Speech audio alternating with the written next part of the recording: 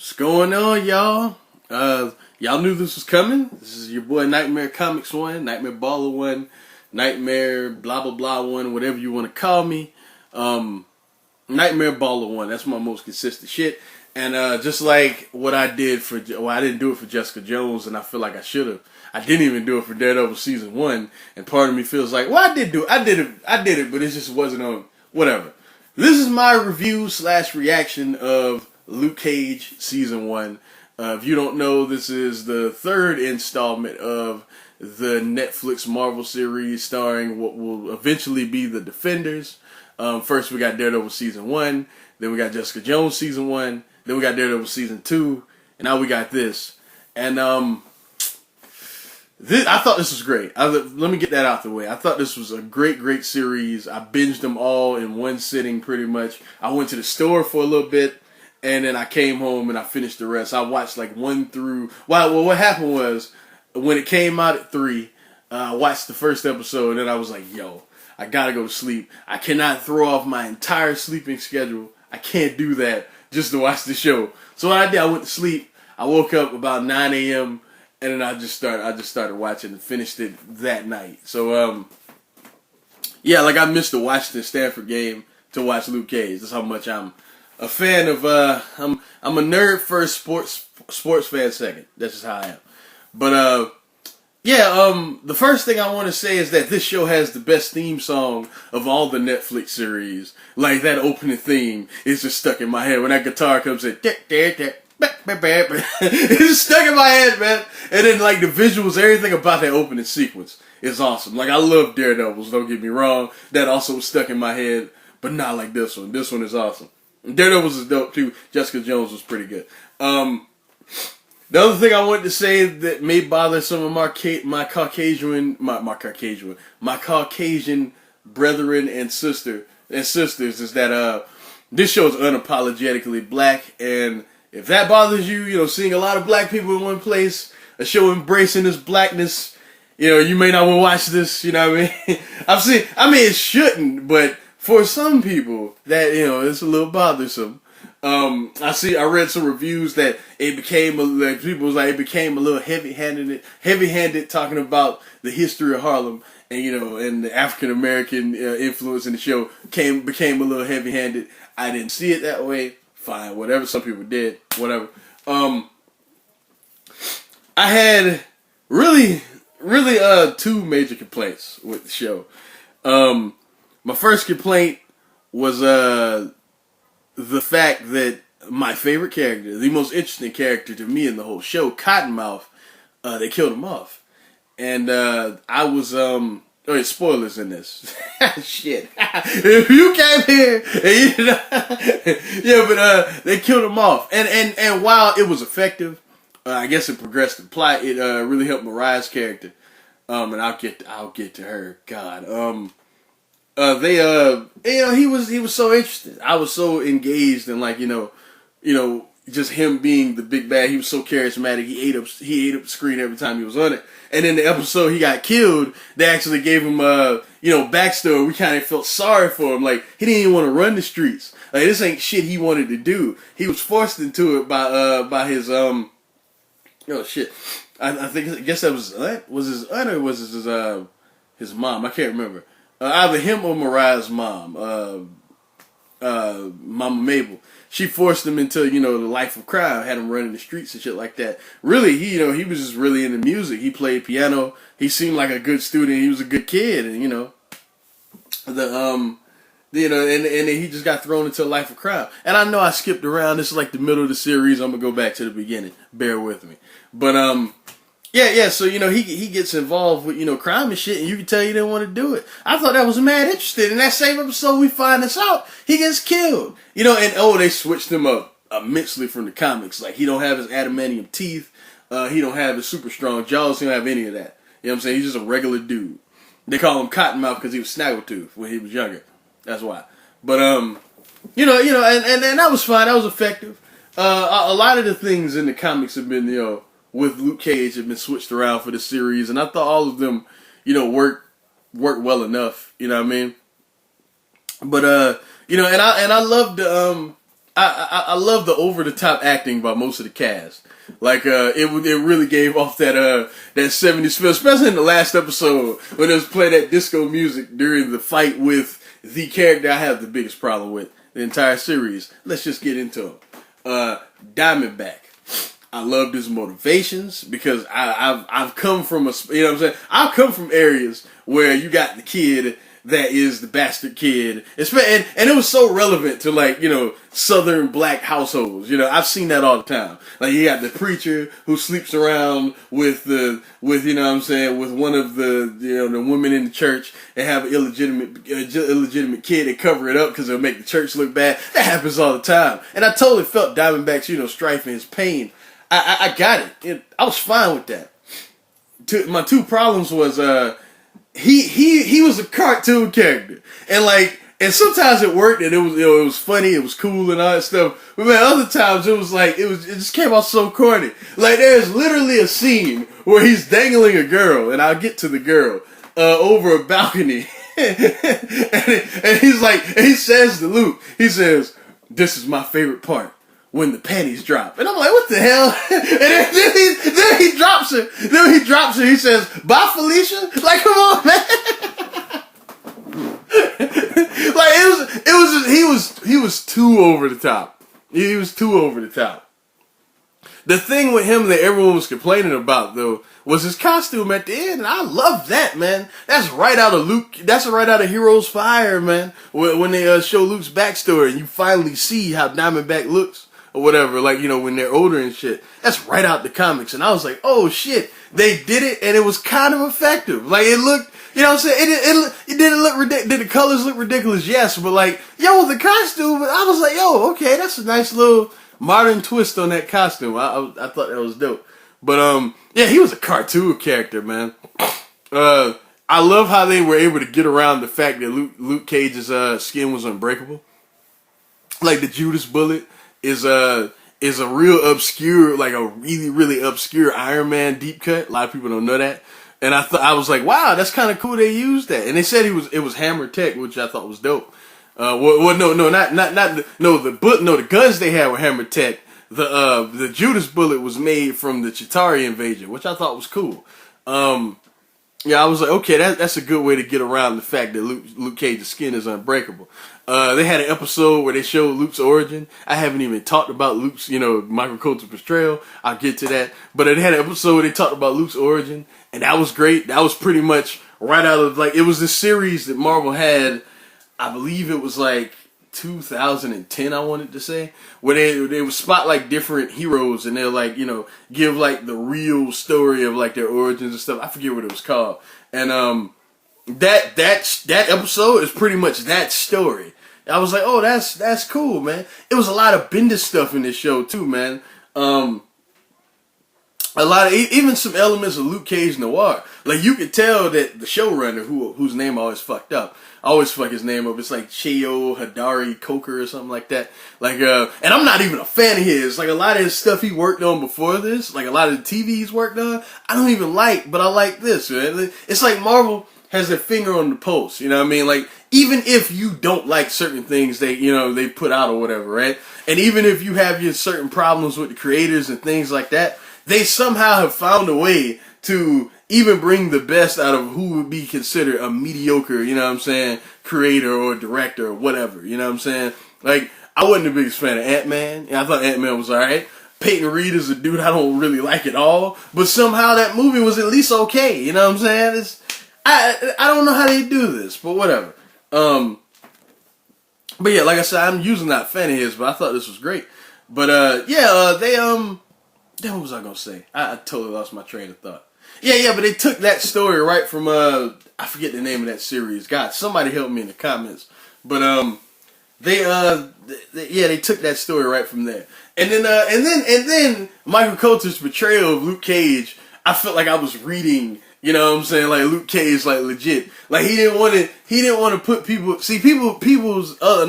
another one of people's complaints with this show. God damn, y'all gotta excuse me. I'm talking kind of fast. I don't know why. But one of people's complaints with this show is that it seemed like Luke was hesitant to do anything. And that was because he didn't want to put people at risk. And I told you know, and that's Luke Cage. That's Luke Cage completely. Like he tries to keep a low profile. That's why the whole heroes for hire thing comes about. That I'm sure that you know we will get, especially because Iron Fist is next. And you know they did something that I go and say spoilers in it. Luke Cage and Misty Knight had sex in this, which I was like, okay, fanboys, okay, you know, good, you know what I'm saying, okay. You know, that people been wanting that for years, so there you go, you know what I'm saying? There you go, Luke Cage and Misty Knight. You happy now? You know what I'm saying? You happy now? But, it's still awkward, man. Like, you know, that's Danny's girl. That's it. When I saw it, I was like, that's Danny's girl. That's just weird, you know what I'm saying? So, but I hope they do that. I hope, like, you know, even though Colleen is supposed to be Danny's girl in his series, I hope eventually we do get to Misty Knight and Danny Rand being together, because that's so rewarding for us geeks that have been reading that for years. So that's pretty great. And the chick that played Misty Knight, I've never seen her before. Y'all help me out if she's been in anything else. I may have, I just don't know. I don't even remember her name. I think Simone Missick or something like that. Simone something. She was great, bruh. She was like legit, like Misty Knight pulled from the page, bro. She was awesome, and they even teased like her losing her arm, because like her arm got fucked up and like it was bleeding, and they had ruptured a vein. I was like, oh my god, is Luke gonna have to rip it off? You know what I'm saying? And, nah, they didn't do that. Though. I was like, oh man, I should have went with it, but they didn't go with it. Claire Temple had a lot to do in this show. They introduced her around the middle of the series, and she stayed all the way from that point till the end. And that was great. She was traveling with Luke. She was helping him out, especially after he got shot by the Judas bullet by Diamondback. She was great in this. You know, she was awesome. Mariah Dillard, Alfred Woodard's Mariah Dillard is truthfully if you think about it, truthfully the big bad of this series, man. It was dope to see her like manipulate people. At first she was hesitant, and then Shades, who I'll get to in a second, got into her head. You know what I mean, and got her to pretty much, you know, buy into the fact, like, hey, you know, this is my shit. Like, this is who I am. I'm not a good person. This is who I am. I thought that was great. But you know, and it was dope seeing her like manipulate the entire cast. Like, she gave that girl money to lie on Luke, saying he killed Cottonmouth, and you know, she just ate that roll up. She was cheesy too, but it was just the right amount of camp. Like, it really worked. I really dug that. All in all, man, like Shades was great too, and he was over the top also. Like, he would talk really slow, and then take a pause, and then do this. You know what I mean? But it worked. It was, you know, it was just the right amount of cheese, man. This show it embraced 70s Luke Cage along with like modern day Luke Cage, man. I fucking love this, man. I'm not gonna lie to you. I love this, and I knew I would, because, as y'all like to say, I'm a Marvel fanboy. When truth be told, I'm simply a fanboy. So it's not Marvel, it's not DC, it's not Image. I'm simply a fanboy. You know what I mean?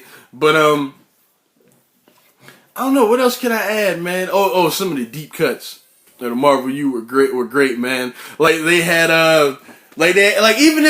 even if you like, and then another thing before I get into that, the thing I really liked about the show is that even though it's like super black, like, you know, blackity black pride, all that stuff, it's not pandering. Like, I love how, like, the reason why I say this, because I see a lot of black shows, a lot of black movies, you know, and a lot of people go, you know, Hollywood is whitewashed, which it is or whatever, right? But it's too many black films and black movies to just pander to black people. Like, you know, you got the Tyler Perry bullshit where you got like the soothsaying old person and we gotta go to church, and you know what I'm saying? You know, the overly Christian black stereotypes, like, you know, oh, the gay character, that's the black sheep of the family because, you know, southern black homes don't like gay, you know what I'm saying, don't like gay people. Shit like that. It was nothing like that in this show, you know what I'm saying? There was no pandering, no, you know what I'm saying, no exploiting of black stereotypes. It was just black people, you know what I'm saying? So even if you aren't black, you'll be able to enjoy this because it's not a bunch of pandering in this. It's just a show that stars black people, which is my favorite thing about it.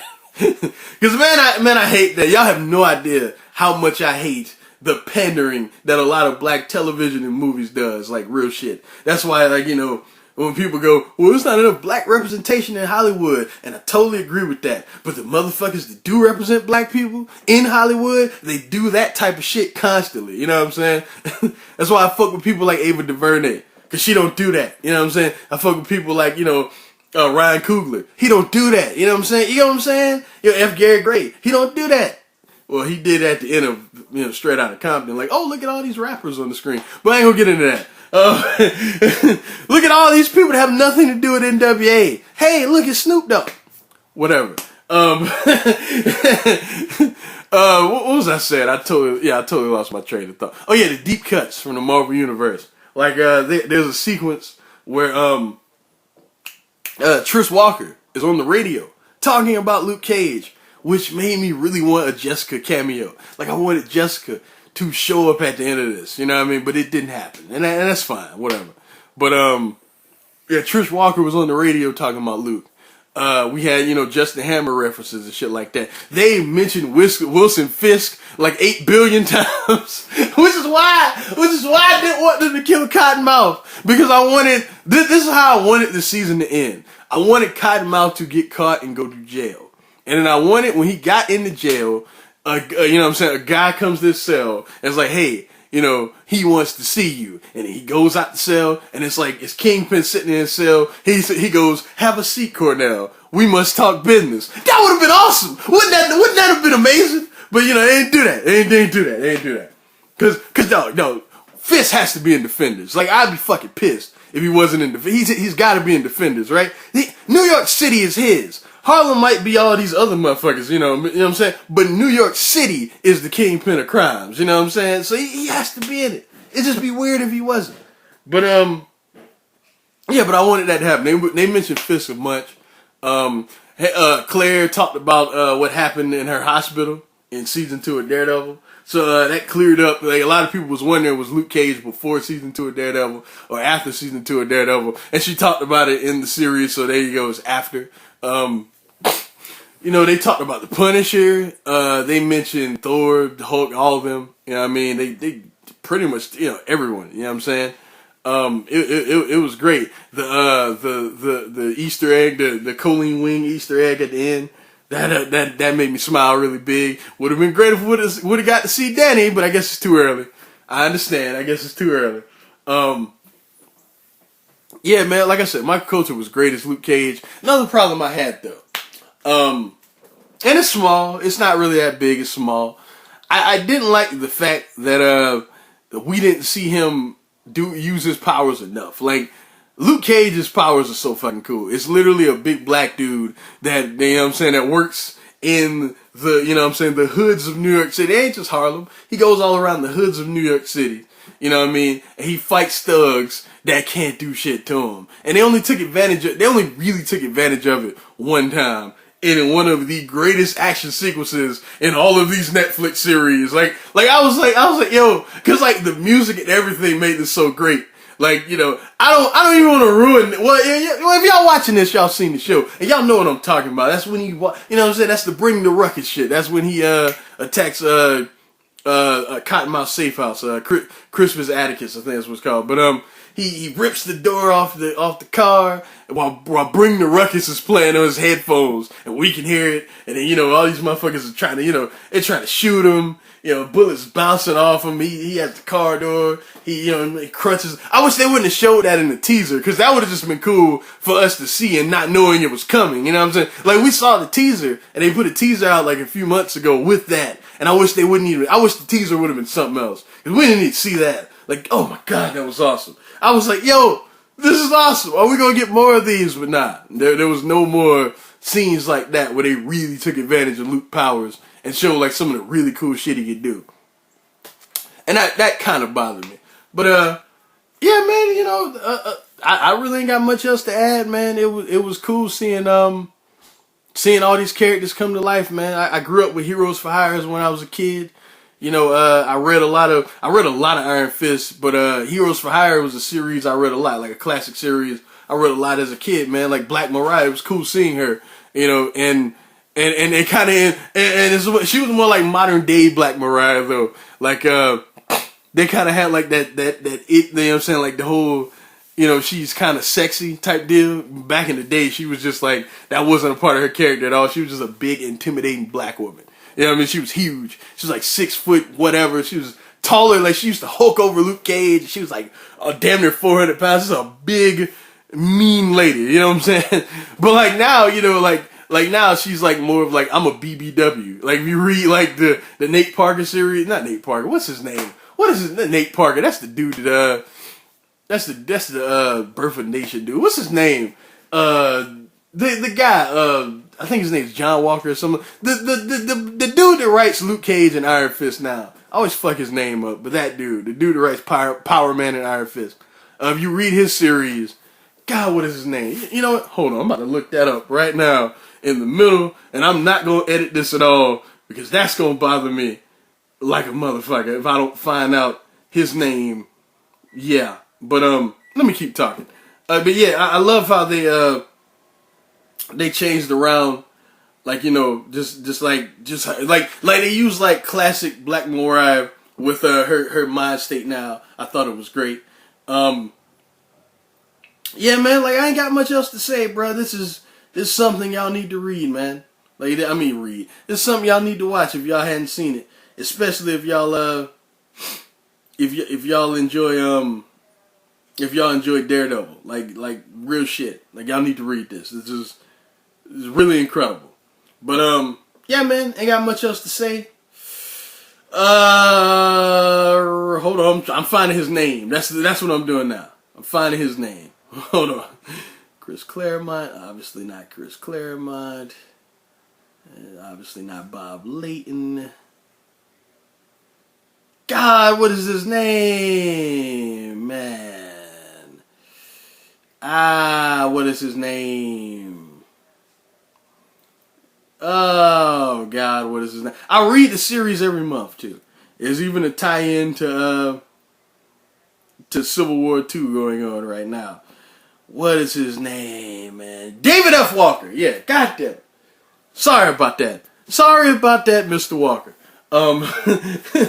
Yeah, but y'all should read that though, honestly. It's great stuff, especially after Iron Fist comes out. And I'm so excited just to see them together, man. Like, that's gonna be great. They say Finn Jones is knocking it out the park as Danny Rand. Like, the last time I heard them say that, they said the same thing about the Punisher. So and we saw how that turned out. So I'm sure, like, you know, I'm sure that series is gonna be great. And plus, I'm really looking forward to the fight scenes on that show, because Iron Fist is all about kung fu. So, my God, I can't wait for that. But especially, like, think about kung fu with a dude that can turn his hands into solid steel. That's gonna be awesome. But yeah, man, y'all take care. Peace out.